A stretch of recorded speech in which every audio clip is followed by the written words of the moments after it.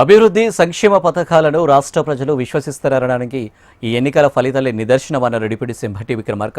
ప్రతిపక్ష పార్టీలు ఎన్ని గాలి కబుర్లు చెప్పినా, ఎన్ని కట్టుకథలు అల్లినా ప్రజలు మాత్రం కాంగ్రెస్ వైపే ఉన్నారని మరోసారి రుజువైందన్నారు. ఇక ఇప్పటికైనా విపక్షాలు తప్పుడు ప్రచారాలు మానుకోవాలని సూచించారు.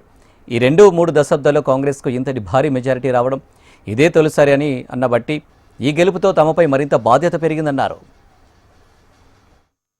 90 నుంచి 94 స్థానాల్లో కాంగ్రెస్ పార్టీ పెద్ద ఎత్తున ఈ మున్సిపాలిటీస్లో ఓట్లు ఏర్పాటు చేయబోతా ఉంది. ఇంత పెద్ద భారీ మెజారిటీ బహుశా నాకు తెలిసి ఈ 2 దశాబ్దాల్లో ఇంత భారీ మెజారిటీ కాంగ్రెస్ పార్టీకి రావటం నిజంగా చాలా సంతోషకరమైనటువంటి వార్తగా మేము భావిస్తూ ఉన్నాం.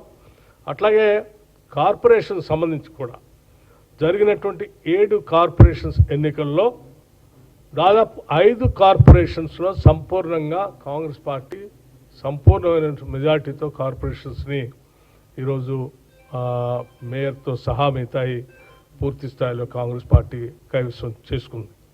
కాంగ్రెస్ పార్టీ చేపట్టినటువంటి సంక్షేమ అభివృద్ధి కార్యక్రమాలతో పాటు ప్రజల పట్ల ఈ ప్రభుత్వానికి ఉన్నటువంటి నిబద్ధతని ప్రజలు సంపూర్ణంగా గమనించారు. కాబట్టే మేము ఈ భారీ మెజారిటీని సాధించగలిగామని చెప్పి ఈ సందర్భంగా మరొకసారి మనవి చేస్తూ రాష్ట్ర ప్రజలందరికీ కూడా కాంగ్రెస్ పార్టీ పక్షాన వారందరికీ హృదయపూర్వకమైనటువంటి ధన్యవాదాలు తెలియజేస్తాం.